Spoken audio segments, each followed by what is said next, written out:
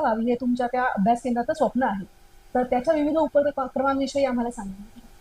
मराठी अभ्यास केंद्र अ, आम्ही 2009च्या आसपास अधिकृतरित्या स्थापन केलं. पण आम्ही सगळे लोक 2010 पासून काम करायला सुरुवात केली. अच्छा. पण आम्ही जेव्हा काम करायला सुरुवात केली तेव्हा रामकृष्ण मोरे शालेय शिक्षण मंत्री होते. हं, हं. आणि त्यांनी 11वी-12वीच्या टप्प्याला मराठीला माहिती तंत्रज्ञानाचा पर्याय द्यायला सुरुवात हो. केली.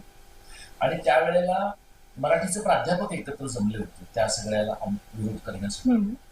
मी राज्यशास्त्र हा विषय शिकवतो. हो. माझ्या काही मित्रांच्यामुळे त्या आंदोलनामध्ये सहभागी झाले. हं, हं.